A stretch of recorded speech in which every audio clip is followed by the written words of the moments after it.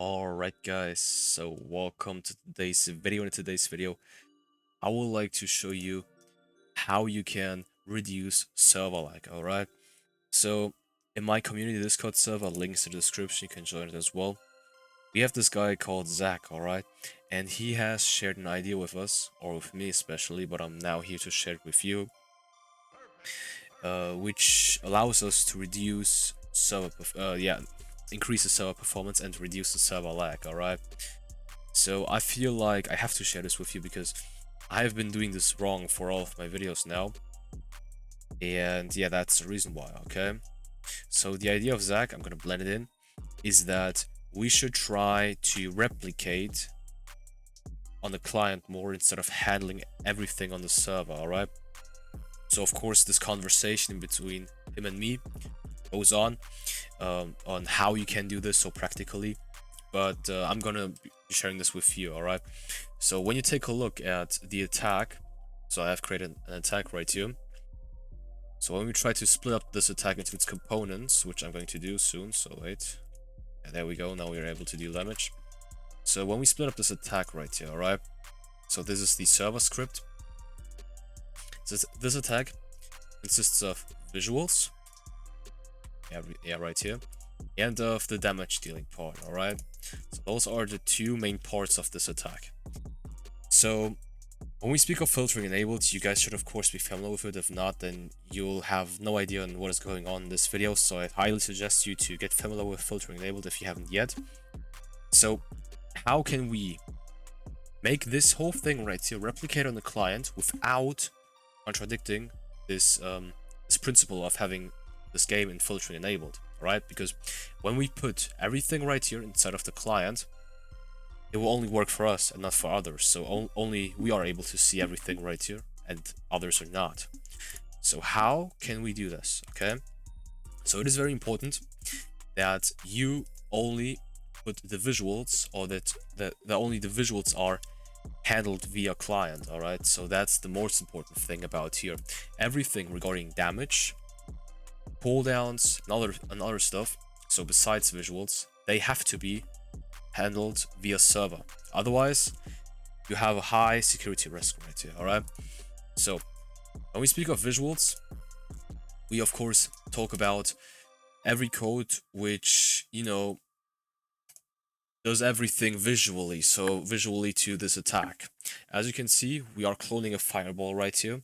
We are having this tween right here, which is not played. I forgot to make it play. And apart from that, we also have this body velocity, which makes this fireball move forward, okay? So all of these are visuals.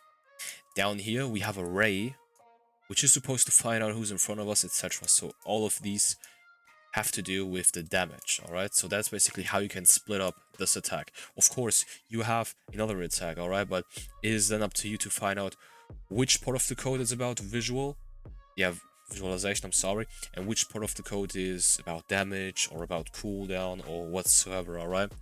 So when you have found out the visual part of your code, then all you have to do is that, so you fire server this one right here.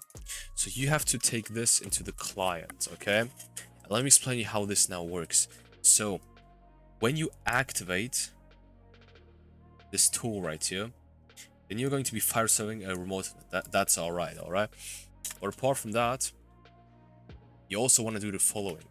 So you want to have a local script inside of the starter pack. So we can of course do it inside of this one. So inside of this local script right here. But for demonstration purposes, I want to create a completely new one, okay? Let's call this one attack handler. No, visuals handler, alright? Okay, so we now have this local script right here. So what we're going to do in order to make this one client-sided is that we are now going to fire client. Yeah, we are basically going to fire client, that's it. And once we fire a client, this local script right here is going to react to it, okay? So that's the interesting part about it. So when we only take this and put it inside of our fireball right here, so like this, for example, then only you would be able to see it, all right? And that's the problem about it. So how can we make this attack visible to all of the others as well? So that's the question we have to deal with right here. And you can basically do that by fire clienting every player or every player who is nearby. That's basically how you do it, okay? And this fire client, as I've told you, is going to lead to the creation of all of those visuals right here. Yeah, that's basically it. So let's proceed right here, okay? So we have our fireball attack right here.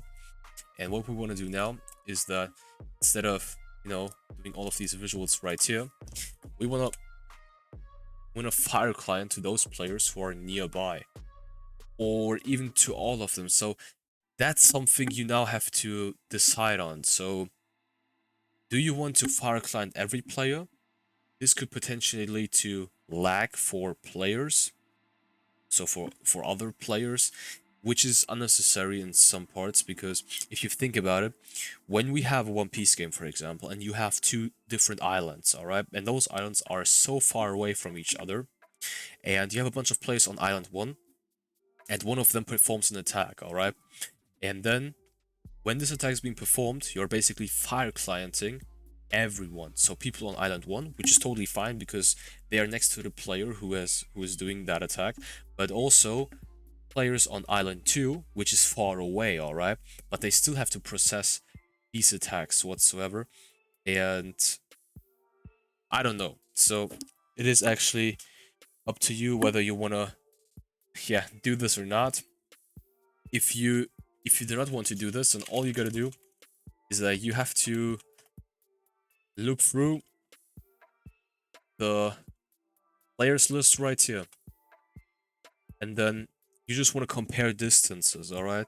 So distances in between your character and the other player's character right here. So if player character humanoid root part position minus the character humanoid root part position dot magnitude. So we are basically calculating the distances between our position and position of this this other player right here, and then magnitude basically puts this vector to a number, and now we can compare this. And this is basically the part where you have to decide, all right? Because I don't know what kind of distance is your limit, all right? So if you want to have 30 or 50 or 60, so you got to test this out by yourself, okay? But if 60 is your range of the attack, so everyone who is not within 60 stats of range is not able to see this attack then, all right? But it's still going to be affected by the damage part right here. So that's like something interesting you should be aware of, okay? So if someone is in range, then you can just do, then you can just fire client right here. So fire client, and then the first argument has to be V, so the player who is in range, and then the second argument and the third argument, so we will get to them later, all right? So this is basically the way when you want to have when you only want a bunch of players to be affected by this, so especially those ones who are nearby the attack, okay? So in order to save some memory, some performance for those clients, okay? But if you're like, yeah, okay, I don't care about the players on island 2, so just do this for all of them. So this is the easier way. Then you can do fire all clients, and then you're basically firing to everyone right here, all right? So I'm gonna be using the first method because this one is way harder right here. And if you're using the first one, then also make sure to fire client to your own player, all right? So do not forget about that, because if you do this, then you're also fire clienting to your own, all right? Therefore, you do not have to do it. So basically, the first argument is the player you're fire clienting to, and those other arguments now, They are going to be important in order to identify the player who is performing the attack. And this is important because when we have this local script right here, we basically need to make the other players know who the user of this attack is in order to perform all of the visuals onto this one. All right, so if you do not pass that information, if you just use something like game player's local player, then you are basically becoming the performer of this attack, which is wrong because you did not intend to perform it. All right, that's the reason why we need to share this information via file client. So player right here. Okay, that's the second one right here, and then the third one should be the name of the attack. All right, in my opinion. So fireball, there we go. So those are all informations I could possibly think of right now, but we'll probably get back to this later on. So let's actually do this on client event thing right here. So you want to refer to this fireball remote right here. So fireball remote on client event connect function. There we go. So the first argument, which is the player you're targeting with this fire client, so we do not need to put it inside of here, but the second one, so attack performer, and the second one right here is the third one of this. So what? So if what equals fireball, that's basically the way in how we differentiate in between all of these single attacks, because your game is probably going to have way more attacks than just one. Therefore, it is very, very important that you have some kind of argument right here, which tells the client script which kind of attack it is supposed to visualize, alright? So if you have other attacks as well, let's say you have a fired wall attack, so just pretend that you have an attack called that, then you would do something like this, alright? So then you would create another if statement, differentiating between all of those single cases, okay? So if your attack right here is fireball, then you want to take all of these right here, then you want to put it inside of here. Instead of referring to player right, you want to refer to attack performer, okay? Alright, now we can remove this from here. So this is the part which is supposed to deal the damage, alright? So it is important that this stays right here, because if you put it on or inside of this local script, first of all, you do not really deal damage to the enemy because it is only client-sided. Secondly, exploiters can easily exploit this, alright? So they could change the amount of damage you're dealing. Attempt to index null with humanoid root port, and yeah, so that's something you have to take care of as well. So where is it? Fireball server, wait. So we have removed all of these, that's why. So of course keep the C right here, player character. Okay, wait. Now X. Okay. So if you want to fix this, so basically the problem right here is that we have had this axe right here, which is basically our fireball, which is being cloned outside of the replicated storage and then put inside of the workspace. So this one was inside of the script formerly, and therefore we were just able to refer to it easily. And this part right here is basically the part where we are filtering out instances from being detected by this array right here. And those instances are of course our character and the fireball itself. The problem now is that since we're not able to refer to the fireball right here because it is not inside of here anymore, this one becomes orangely underlined, alright? So if you want to fix this, okay, so this fireball issue right here that I've just talked about, then all you have to do is that you have to put the fireball inside of your character, because your character is being filtered out, alright? And your fireball then becomes a member of your character.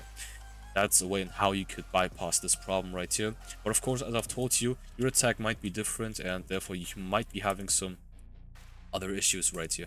So as you can see, the visualization works fine. The damage works fine as well. If we switch perspectives now, then we have damage right here, so we have dealt damage. The only problem is that when you yeah, do this attack and then switch over to the server, you're not able to see it, which is also fine, because as I've told you, the server now does not have to deal with the visualization of those attacks anymore. The client only does now. Okay, so that's the whole point. The server is not supposed to do this anymore. The server is only supposed to take care of the damage dealing part right here. That's the reason why we are doing all of these things right here, okay? The only way to now know whether this has worked or not is to host this local server right here, and then to see if other clients can see all of these. So this fireball right here, the damage as well. So I'm gonna be pausing this video right now, and I'm gonna be back once this local server right here is being set up. Alright, so here we go. As you can see, this is our player 2, I think, I'm not sure, but this does not even matter. So now let's see if this guy right here on the right screen is able to see fireball. And yeah, he is, and he also receives damage. Alright, so as you can see, we have now created all of this visual stuff on each client without involving the server when it comes to the visualization. And of course, this fireball attack right here, it is not a big attack or anything, alright? So it does not really drain the performance of the server too much and does not cause that much of a lag. But your game might have very, very complex attacks, alright? And when this is the case, then this could really, really help out your server lag right here, alright? So, thank you guys for watching. Leave a like, subscribe, share this video to all of your friends, leave me feedback in the comment section, guys. Take care and see you in the next video.